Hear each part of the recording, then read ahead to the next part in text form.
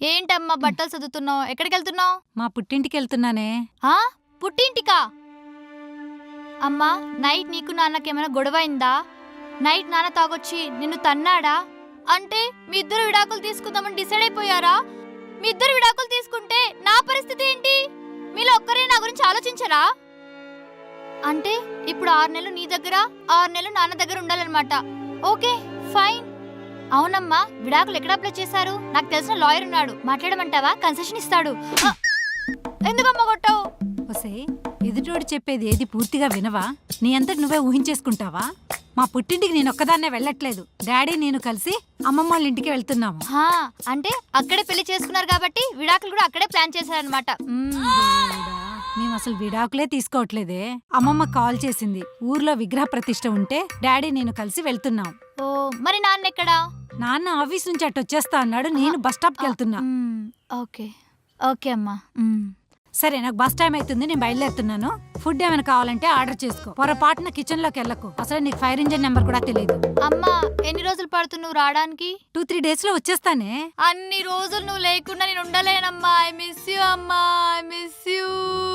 సర్లే ఊరుకో, చిన్నపిల్లలాగా ఏడవకు. త్వరగానే వచ్చేస్తాలే. ఇల్లు జాగ్రత్త, నేను బయలుదేరుతున్నా. బాయ్ మా. Bye mummy.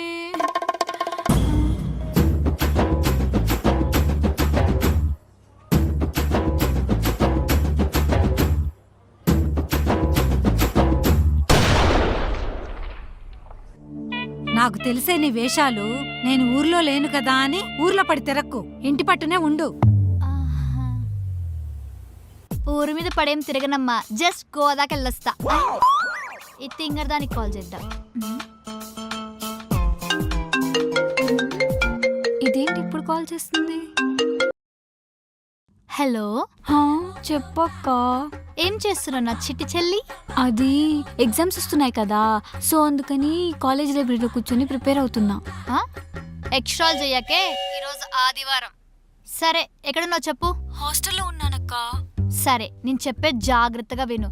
ఒక 4 రోజులు నీ ప్రిపరేషన్ కి ఫుల్ స్టాప్ పెట్టి, హాస్టల్ కి హాలిడే పెట్టి, 4 జతలు బ్యాగ్ లో పెట్టుకుని డైరెక్ట్ గా ఇంటికి వచ్చేసి. ఇంటికా? దేనికి?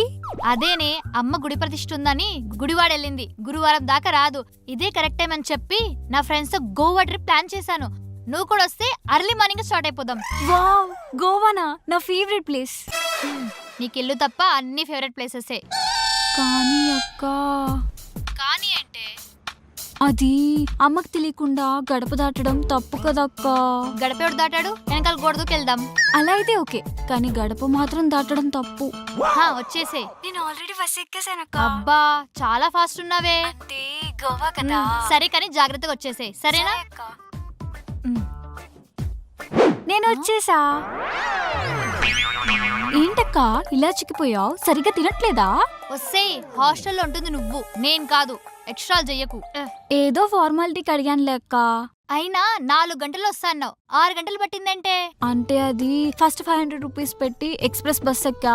అది స్టార్ట్ అయ్యే లోపు పక్కన డీలక్స్ బస్ వచ్చింది.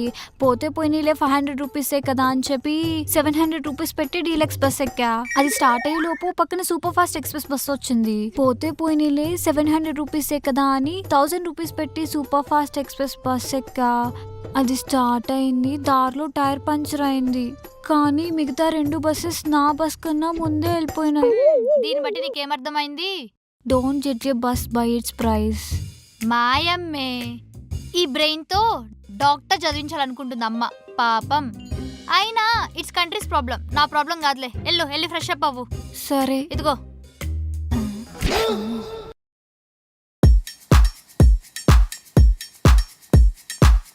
మనం ఫైనల్లీ గోవా వెళ్తున్నాం.